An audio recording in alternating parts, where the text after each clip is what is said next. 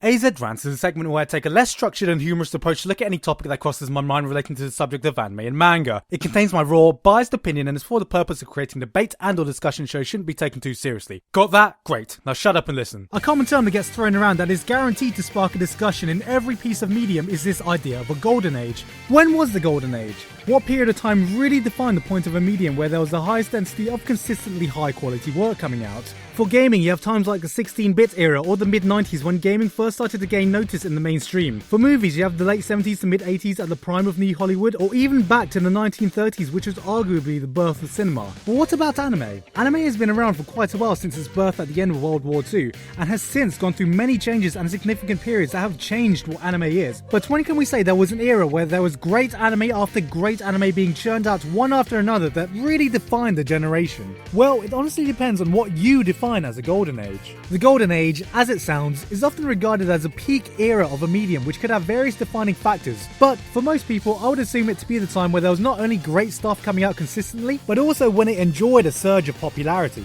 Or to put it in simpler terms, people's favourite period in anime.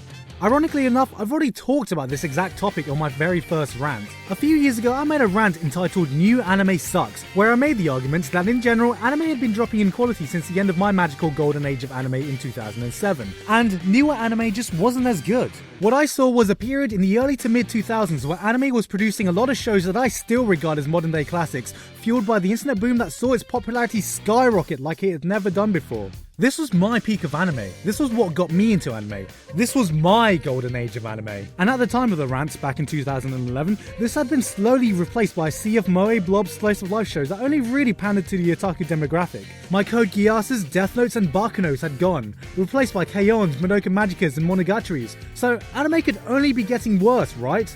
The golden age of anime had come to an end, right? Now, listen carefully, because this next sentence is a line I rarely say, and I'm not sure when you guys will hear me say it again.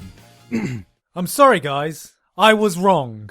I was wrong. Or at least, I've come to completely change my stance on this topic within the 4 years since I made that video. Hell, I am only human after all. What I've come to realise is that the reason I regarded it as the peak of anime was honestly because, well, that's the era that got me into anime. It has my favourite shows. It was my golden age of anime. For a lot of the older guys who got into anime in the mid-90s with the advent of cyberpunk sensations such as Akira and Ghost in the Shell, they generally regard that era as the golden age of anime. Why? Because that was the time that they discovered anime and these trends were the things that got them into the medium. It was their golden age of anime. But we also have the 80s, with the start of the overly muscly, overly powered shonen fighting genre. Is that the golden age of anime? What about the late 70s with the age of the space opera and the start of Gundam? Was that the golden age of anime? Or how about the actual birth of anime in the 1960s? Well, in my opinion, none of them are. It really depends on what era matches up with your taste the most, because here's the thing. Anime is always changing. Every decade or so brings a new age where the trends and types of shows coming out are completely different. But generally, anime isn't any better or worse in any particular time period, it's just different. Sure, there will be stronger years than others, but at the end of the day, your golden age will most likely depend on your taste or the time period when you got into the medium. Right now, I've been an anime fan for so long that I've witnessed the birth of a whole new generation of fans right under my nose. With the invasion of the moe slice of life trend in the last half decade, the explosion of social media and the development of high quality online streaming platforms, there is a whole new group of fans getting into anime in totally different ways, watching totally different things. I've come to realise the fact that not everyone in this day and age would have got into anime the same way that I did, rushing home from school so I can watch Dragon Ball Z as a kid on Toonami, being blown away by the spaghetti western classics such as Cowboy Bebop, Outlaw Star and Trigun on Adult Swim, remembering when fan subs were filled with an overabundance of translator notes and weeaboo lingo, hard-coded into AVI formats, because you know what? That was my era of anime. The new era has not only started, but has been running for a while. You talk to people now and you hear the stories about how Madoka Magica lit the fire to their anime love, how watching the cute girls on K-On! Gave them the light break they needed in life, or how the newest wave of fans discovered Attack on Titan on the weekly Crunchyroll simulcast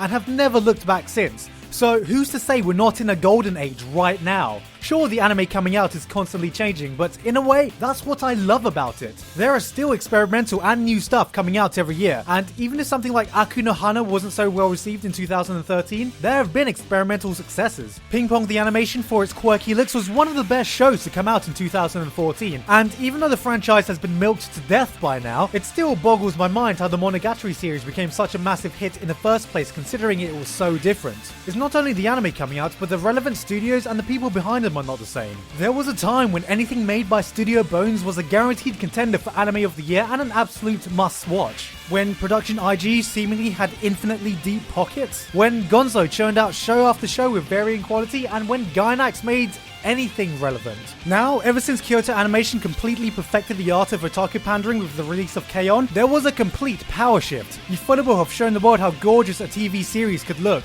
A1 Pictures has risen to the powerhouse studio that are making something every season, and Shaft has made the act of tilting ahead into a bona fide art form. Not to mention, we are seeing a trend of the relevant people behind the bigger shows of the last era simply breaking off from the old studios and forming their own. 3 of which, Studio Trigger, Studio Wit, and Studio Mappa, have between them made some of the most popular shows of the last 2 years. The entire anime landscape has changed into something almost completely different, but I guess that's just part of growing up. Times change, people change, you change, and the only thing you can do is just accept it and move on. But you never forget your roots and what it was like before. Maybe the reason my golden age was the period I got into anime was because of the nostalgia effect. Especially now when I look back at myself at a time when anime was still a new thing for me, I just remember how exciting it was. Everything was still new and fresh. I was discovering a new world through sugar-coated glasses, so of course everything would have been amazing. And right now when I reflect back on that time, I still get the feeling of nostalgia, even if it might not have been as great as I remember it being.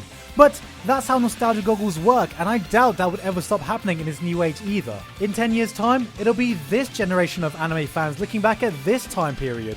Back to years like 2011 when Madoka Magica, Steins Gate, Anohana and Fate Zero started airing in the same year. And they'll say, you know what? That was the golden age of anime. We had so many good shows coming out back then, getting so many new people into anime, and right now, anime just isn't the same. It's completely different. And you know what? They'll be right. Because it won't be. Hey guys, Gigguk here. I hope you enjoyed that rant. I know it's been a while since my last rant, but I want to hear your opinion. When was your golden age? Or was there even a golden age of anime to begin with? Leave a comment or even make a video because I genuinely love the discussions that come out of these types of videos. Even if video responses are no longer a thing. But anyway, with this I've already managed to beat my productivity from last year, so let's hope it continues with that trend, eh? So yeah, I've been Gigguk and I'll see you guys next time. Also, for anyone who I met at MCM last week, I had a fuck ton of fun. So if you guys want me to do some other kinds of meetup in the future, just leave a comment.